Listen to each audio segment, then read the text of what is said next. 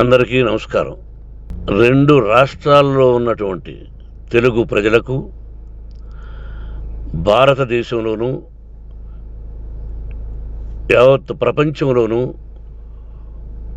ఉన్నటువంటి తెలుగు మిగతా భాషలలోని అభిమానులకు, నా శ్రేయోభిలాషులకు, ఆత్మీయులకు, ప్రజాప్రతినిధులకు, 2 రాష్ట్రాల ముఖ్యమంత్రులకు, మీడియా ప్రతినిధులకు నా హృదయపూర్వక నమస్కారాలు. గత 4 రోజులుగా ఏమేమి జరుగుతున్నదని అందరికీ తెలుసు. ముఖ్యమంత్రులకు కూడా తెలిసి ఉంటుంది. ఎందుకంటే వాళ్ళు ఎన్నో సమస్యలతో తలమునకలై ఉంటారు. కానీ ఎవరో ఆయన పర్సనల్ సెక్రటరీస్ చెప్పుండొచ్చు. నా హృదయంలో ఉండే ఆవేదన ఏమిటంటే, కుటుంబ సమస్యల్లో ఎవరైనా పర్మిషన్ లేకుండా ఇతరులు జోక్యం చేసుకోవచ్చా? మీరే ఆలోచించండి. 100కి 100% అనాల్సిన అవసరం లేదు. కనీసం 95-98% కుటుంబ సమస్యలు ఉంటూ ఉంటాయి. అంటే మేమంతా నటులం కాబట్టి మా విషయాలు, పాపులర్గా ఉన్నటువంటి రాజకీయ నాయకుల విషయాలు, కొంతమంది ఉన్నవి లేనివి, లేనివి ఉన్నవి చెబుతూ ఉంటారు. చెప్పేవాడు కూడా ఆలోచించాలి, వాళ్ళ మనసులు, వాళ్ళ కుటుంబ సమస్యలు అని. ఇదంతా ప్రజలకు తెలుసు. కానీ ఎందుకులే మన పనులు మనం చేసుకుందాం అని అందరూ సైలెంట్గా ఉన్నారు. ఇప్పుడు ప్రజలకు కూడా, కొంతమంది రాజకీయ నాయకులు కూడా ఆలోచించుకోవాల్సిన విషయం. విజువల్స్ చూడండి, టీవీల్లో వస్తున్నాయి, సోషల్ మీడియాలో వస్తుంది. రాత్రి 8 గంటలకు గేటు తోసుకుని నా బిడ్డ మనోజ్ కుమార్ వచ్చాడు. అది రైటా రాంగా పర్సనల్ విషయం, తర్వాత మాడుకోవచ్చు. పత్రికాధిపతులు, అది పత్రికా సోదరులు 4 రోజుల నుంచి నా ఇంటి ముందు మనుషులను పెట్టుకొని, వ్యాన్లు పెట్టుకొని అలా ఉండడం ఎంతవరకు న్యాయం? నేను అప్పటికీ బయట పోతున్నప్పుడు చెప్పాను, అందరికీ నమస్కారం అయ్యా, మీకు కుటుంబ సభ్యులు ఉన్నారు, దయచేసి నా సమస్యను నేనే పరిష్కరించుకుంటాను నా బిడ్డలతో, దీన్ని చిలవలు పరవలు చేయొద్దండి, దయచేసి నన్ను గౌరవించండి, నేను ప్రజలకు ఏం చేస్తున్నాను ఒక విద్య ద్వారా అనేది మీకు తెలుసు, నటుడిగా మీ అందరికీ తెలుసు, ఒక రాజ్యసభ సభ్యుడిగా మీకు తెలుసు, ఎంత క్లీన్ చిట్టుతో వచ్చానో రాజ్యసభ సభ్యుడిగా. నా హృదయంలో ఉండే ఆవేదన చెప్పనలవే కాదు, మీకే చెప్పాలి. ఈ రోజున ఈ మీడియా సోదరులు ఎంత కల్పితాలు, ఎంత నెగటివిటీ నన్ను గురించి చెప్తున్నారో మీ అందరికీ తెలుసు. దానికి నేను బాధపడడం లేదు. మీరు ముఖ్యంగా తెలుసుకోవాల్సింది, రాత్రుల్లో గేటు తోసుకుని, గేటు పగలగొట్టి పర్మిషన్ లేకుండా ఎవరైనా రావచ్చా? మీరే చెప్పండి. వచ్చిన వాళ్ళు అందరూ మీడియా సోదరులా, లేకపోతే ఇంకెవరైనా నా మీద పగ, రాగద్వేషాలతో ఏదో ఒక ఛానల్ చేతులు పెట్టుకుని అలా వచ్చి ఉంటారేమో సందేహం. కానీ వాళ్ళను కొట్టాలని, తిట్టాలని మనసా వాచ దైవ సాక్షిగా నేను అలా ఆలోచించేవాడిని కాదు. ఎందుకు? వాళ్ళు ఉద్యోగస్తులు, నేను కూడా ఉద్యోగస్తునే, అందరూ కూలివాళ్ళం. భగవంతుడు ఇస్తుంటాడు మనకు కూలి. ఎవరికి ఏమిటి అనేది ఆయన నిర్ణయిస్తాడు. ఇది మీ అందరికీ తెలుసు. వాళ్లకు నేను చెప్పినా వినకుండా ముందు నమస్కారం పెట్టాను.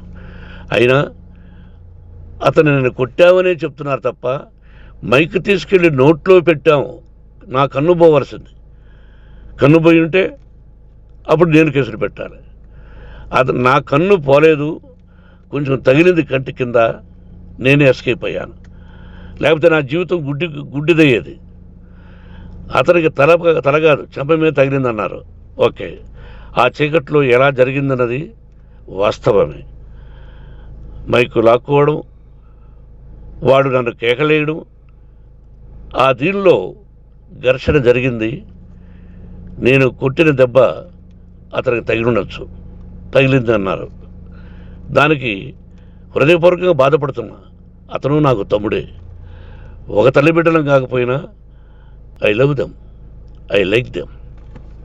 అటువంటిది ఈ రోజుకి బాధపడుతున్నా నేను. అయ్యో, అతని భార్య ఎంత బాధపడుతుందో, అతని పిల్లలు ఎంత బాధపడుతున్నారో అని నేను ఆలోచిస్తున్నా.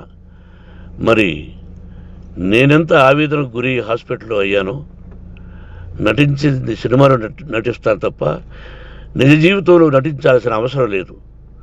నాకున్నది ఒకటి ధైర్యం, సాహసం. నీతిగా, న్యాయంగా, ధర్మంగా బ్రతకాలన్నది నా ఆలోచన. ఎందుకు కొట్టాలి?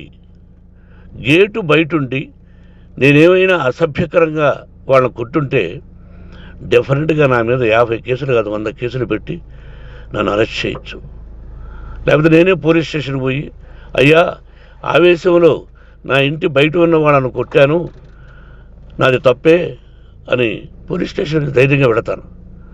కానీ ఇంటి లోపలికి వచ్చి నా ఏకాగ్రతను, నా మనశ్శాంతిని భగ్నం చేశాడు. ఆల్రెడీ నా బిడ్డ చేస్తున్నాడు.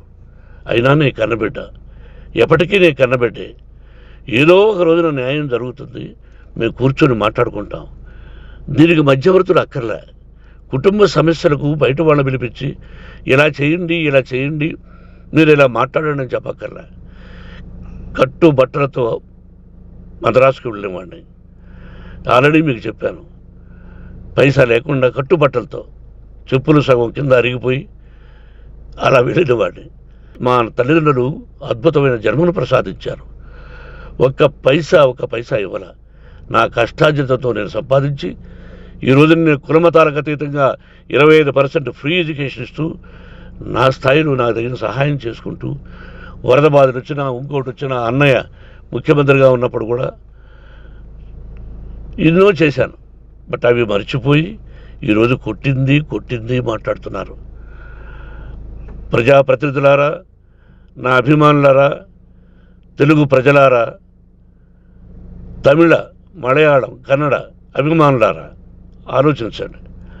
నేను చేసినది తప్పు, కొట్టినది తప్పు. ఏ సందర్భంలో కొట్టాల్సి వచ్చింది?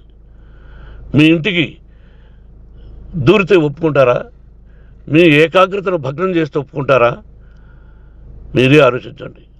న్యాయాధిపతులు కానీ, ప్రజాప్రతినిధులు కానీ, అభిమానులు కానీ, వ్యాపారస్తులు కానీ, ఇదే మీడియా ప్రతినిధులు కూడా వాళ్ళ ఇళ్ళలోకి ఎవరైనా దూరి, ఏయ్ మమ్మల్ని గురించి ఇలా రాశావు అని ఆ ఇళ్ళల్లోకి ఒక 10 మంది వెళితే వాళ్ళు దండం పెట్టి పంపిస్తారా? ఏం చేస్తారు చెప్పండి. మీకు టీవీలు ఉన్నాయి, మాకు టీవీలు లేవు. నేను కూడా రేపు టీవీ పెట్టచ్చు. అది కాదు గొప్ప. నా హృదయపూర్వకంగా చెప్తున్నా, అతని మనసును బాధ పెట్టినా, అతను గాయమైన దానికి చాలా చింతిస్తున్నాను. చింతించిన లాభం ఏమిటండి అంటే, మరి ఏం చేయాలి? మీరు చేసిందండి. మళ్ళీ చెప్తున్నా, అసలు అతను నిజంగా జర్నలిస్టా కాదా అని ఆ చీకట్లో నాకు ఎలా తెలుస్తుంది? టీవీ 9 అని నాకు ఎలా తెలుస్తుంది? ఏదో ఒక కంటి మీదకి ఒక మైక్ వచ్చింది, దానికి అబక్కం లాక్కున్నాను. ఇది వాస్తవమే, అసత్యం కాదు. అది టీవీ 9, ఆ టీవీ 9 మైక్నే లాక్కోవాలి. అది ఏంటండి? నేనేమన్నా మూర్ఖున్నా? వాళ్ళందరూ నాకు కావలసిన వాళ్ళే. ఈ రోజున ఆ రజనీకాంత్, అతను కూడా ఎన్నో ఫోన్లు నేను చాలా సందర్భాల్లో మాట్లాడున్నాను. ఇట్స్ లైక్ మై సన్నా, లేకపోతే బ్రదరా, అలా ఉంటాం. మరి ఈ విషయంలో మాత్రం మీరు అందరూ అంటే మీరు చేసినది తప్పు అని మీరు ఒక్కరు అనలేదే. కానీ జర్నలిస్టు సోదరులు, ఒక ఆడపడుచు, దాదాపు ఒక 5-6 మంది ఆడపడుచులు, ఒక 5-6 మంది సోదరులు, వాళ్ళందరూ మాట్లాడారు. కొట్టడం తప్పైనా ఏ సందర్భంలో కొట్టవలసి వచ్చింది, ఇవన్నీ క్లియర్గా మాట్లాడారు. ఆయన్ని మీరు చెప్పరు. కాబట్టి పైన భగవంతుడు చూస్తున్నాడు. పోలీస్ అంటే నాకు ఇష్టం. ప్రజలను కాపాడవలసిన బాధ్యత వాళ్ళది, రక్షణ కల్పించవలసింది. నా విద్యాలయానికి కూడా ఐపీఎస్లు ఐఏఎస్లు అయిన విద్యార్థులు ఉన్నారు. వాళ్ళకు న్యాయం ధర్మం నేర్పించి పంపించాను నా ఇన్స్టిట్యూషన్లో. But they are perfect. కొంతమంది ఐపీఎస్లు ఐఏఎస్లు డీసీపీలు ఇలా చాలామంది ఉన్నారు. బట్ ఎక్కడెక్కడో పనిచేస్తున్నారు. వాడు నా బిడ్డలు, మరి వాళ్ళు కూడా పోలీసు ఉద్యోగస్తులే కదా, న్యాయంగా ఉన్నారు కదా. కానీ ఇక్కడ మాత్రం ఏకపక్ష నిర్ణయం ఏమి చేస్తున్నారో మీరే ప్రజలారా చూడండి, ఆలోచించండి. నేను న్యాయమా అన్యాయమా, నేను చేసింది న్యాయమా అన్యాయమా, మీరే ఆలోచించండి. నా ఇంటికి తలుపులు బద్దలు కొట్టి రావడం న్యాయమా, మీరే చెప్పండి. ఎల్లప్పుడూ మీ ఆశీస్సులు కోరుకునే మీ మోహన్ బాబు. నమస్కారం.